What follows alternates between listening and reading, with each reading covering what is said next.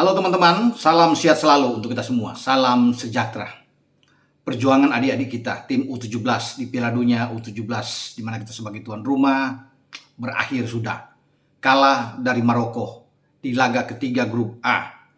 Kita kalah dengan 3-1 dari Maroko, dan memang kalau melihat dari permainan Maroko layak, ya, wajar untuk bisa memenangkan pertandingan karena kita memang kelihatan kali seakan tanpa pola, tidak ada kreativitas terutama di lini tengah, yang passing-passing juga masih sering salah, dan Maroko tampil sangat baik, ya, mereka penuh percaya diri. Bahkan pelatih mereka Said Chiba sebelum pertandingan sudah punya feeling timnya akan memenangkan laga karena memang Maroko harus menang untuk bisa aman dalam grup A ini. Jadi Said Chiba ini sudah mengatakan memohon maaf lebih dulu kalau mereka bisa mengalahkan Indonesia dan menyingkirkan Indonesia dari turnamen ini untuk memutus harapan Indonesia untuk maju ke babak 16 besar. Saya pikir itu sudah bisa dikatakan selesai. Masih ada sisa 3 harapan, itu masih ada pertandingan besok, bisa dilihat. Tetapi saya pikir ini mengharapkan sebuah keajaiban. Kita itu ya kalau bisa dilihat 3 pertandingan hanya 2 poin ya kalau bisa dikatakan di grup A ini, di mana Maroko menjadi juara grup dengan 6 poin, sementara Ekuador dengan 5 poin di posisi kedua, dan posisi ketiga keempat di mana kita berharap untuk bisa menjadi paling tidak ada 4 tim sebagai peringkat 3 terbaik, ini masih tanda tanya karena menurut saya peluang itu hampir sirna, bahkan mungkin sudah bisa sirna kalau bisa dikatakan di sini karena ada pertandingan besok di mana Korsel dan Burkina Faso di grup E akan bertarung. Dua-duanya memang belum mendapat nilai, tapi salah satu menang mereka akan lolos, akan dapat 3 poin, melebihi Indonesia yang cuma 2 poin bersama dengan Panama masing-masing 2 poin karena Panama juga bermain imbang dengan Ekuador sehingga ada 2 poin. Namun Indonesia ada di peringkat ketiga sementara itu karena memasukkan 3 lebih bagus dari Panama, memasukkan 3 kemasukan 5, memang dengan minus 2 sama Panama juga minus 2, tapi Panama cuma memasukkan 2 kemasukan 4. Jadi di klasemen kita di posisi ketiga. Nah, banyak pertanyaan juga, apakah kita bisa lolos? Kalau bicara dari lolos itu di grup B, Uzbek sudah lolos. Uzbek di peringkat keempat ya, bisa dapat jatah untuk peringkat keempat terbaik karena di sana ada Spanyol ya, juara grup, dan Mali sebagai runner up. Kemudian Uzbek 4 poin, ya pasti sebagai satu runner up terbaik sudah dapat. Oke. Kemudian kita lihat di grup C, di sana Inggris ya juara grup ya, bisa menjadi juara grup karena walaupun masih ada pertandingan lagi nanti Inggris akan ketemu Brazil, tapi saya rasa Inggris ini sulit untuk ditahan. Brasil juga ya hanya butuh imbang untuk bisa lolos. Tinggal Iran sudah pasti akan menang besar melawan Kaledonia Baru ya, karena sebelumnya Kaledonia Baru juga dibabat habis oleh Inggris dengan 10 dan Brasil dengan 9 gol, dan Iran di atas. Kalau Iran menang, Iran 6 poin dan mereka pasti lolos ya dari grup ini. Jadi memang harapan buat kita sulit ya. Kalau kita lihat di grup D sini Senegal ya udah bisa pasti akan lolos sana dengan Argentina yang lolos. Nah, Jepang itu akan bertarung dengan Senegal. Jepang hanya butuh imbang untuk bisa lolos paling tidak sebagai runner up ya, urutan ketiga, runner up terbaik dari 4 urutan ketiga terbaik dari ada 4 tim ya. Kalau bisa dikatakan di sini juga Argentina bisa menang melawan Polandia dan Argentina bisa lolos. Nah, di grup E itu rame, Korea Selatan dan Burkina Faso belum memiliki nilai, sama-sama mengalami 2 kekalahan. Nah, untuk saling mengalahkan mereka untuk bisa dapat 3 poin. Kalau Burkina Faso menang, Burkina Faso bisa mendapatkan posisi ketiga, berharap untuk jadi salah satu di antara yang terbaik. Ada 4 tim yang terbaik dari urutan ketiga. Begitu juga dengan Korea Selatan. Jika menang, mereka punya kesempatan untuk lolos.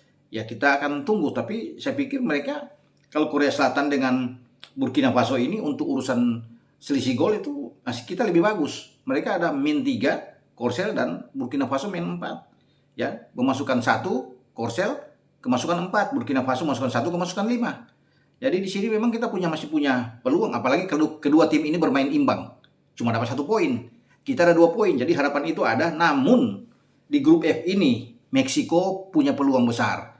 Meksiko sudah 1 poin, ada di peringkat ketiga. Jerman sudah pasti lolos ya. Venezuela saya pikir paling tidak ada peringkat ketiga, mereka bisa lolos kalau kalah lawan Jerman dalam pertandingan terakhir nantinya. Dan Meksiko harus menang untuk bisa lolos, menang melawan Selandia Baru. Selandia Baru juga punya peluang untuk paling tidak dari peringkat ketiga, ya, untuk berharap ada 4 tim dari peringkat ketiga ini kalau Selandia Baru bisa mengalahkan Meksiko. Dan kita akan tunggu memang kalau ini akan terjadi dengan bagaimana nasib Indonesia seandainya ya Korsel itu di grup E dan Burkina Faso bermain imbang, mereka tidak akan lolos sama-sama. Kita masih punya peluang, ya kan? Karena kalau kita bisa lihat ada Uzbek, saya bilang ada Jepang, ya, yang ada Iran, itu bisa mereka akan udah bisa lolos. Nah, kalau bermain imbang itu dengan 1 poin tidak cukup untuk bisa mengejar kita. Kalau 2 tim ini imbang, ya, kecuali akan saling mengalahkan, pasti akan ada 3 poin. Nah, kemudian Meksiko dan Selandia Baru seandainya bermain imbang 0-0, ya, posisi Meksiko di peringkat ketiga itu sama dengan kita, memiliki nilai 2 dan memasukkan 3, kemasukan 5, min 2, sama dengan kita. Ini akan ada hitung-hitungan khusus untuk misalnya kalau bermain 0-0, tetapi kalau Meksiko ini bermain 2-2, 1-1 atau 2-2, 3-3, Meksiko bisa lolos sebagai peringkat ketiga terbaik karena mereka akan unggul gol tentunya dari kita, meskipun kita punya selisih yang sama ada 2, tetapi mereka punya gol yang lebih bagus kalau mereka bisa mencetak lebih dari 1 gol. Ya, satu aja saya pikir cukup buat mereka untuk bisa lolos Meksiko. Kita akan lihat, ini masih rame lah. Tapi saya pikir ini berat buat kita ya untuk bisa berharap lolos ke fase berikut.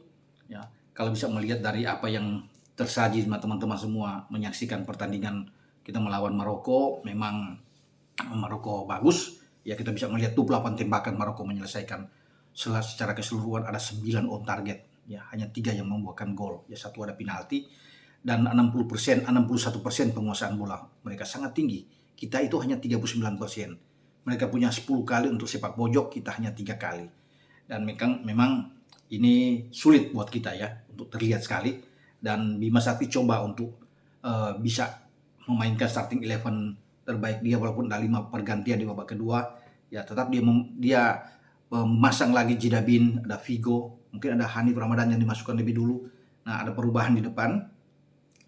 Banyak yang melihat bahwa Amar Berkis akan masuk, karena tidak. Nabil Asyura, Kakak dan Afrizal ada di depan. Di belakang itu tetap sama, dari Rizat di kanan, ada Weber, Yardim di kiri, dan Zaki bersama dengan Iqbal, ya, Ikram di bawah Mistar. Itu yang ada di starting 11. Tapi sekali lagi kelihatan sekali lini tengah kita tidak jalan dengan sempurna, dengan baik, dan makanya Bima itu tak kembali menarik Jidabin keluar, ya semua. Hanif Ramadan ditarik keluar, Figo ditarik keluar, ya termasuk Nabil Azura, Rizab juga ditarik keluar, dan dia masukkan dalam pertandingan ini ada Jehan masuk, ya, Aulia Rahman juga masuk, Habil Akbar, termasuk dengan Amar Berkis, ya, ada Zidane. Itu ada perubahan di babak kedua, tapi memang tidak cukup buat kita ya untuk bisa mengubah keadaan. Setelah Maroko unggul 2-0 ada harapan setelah Nabil itu bisa membuat gol di menit 42, tapi sayang Abidine Hamoy bisa melengkapi kemenangan Maroko di menit ke-64.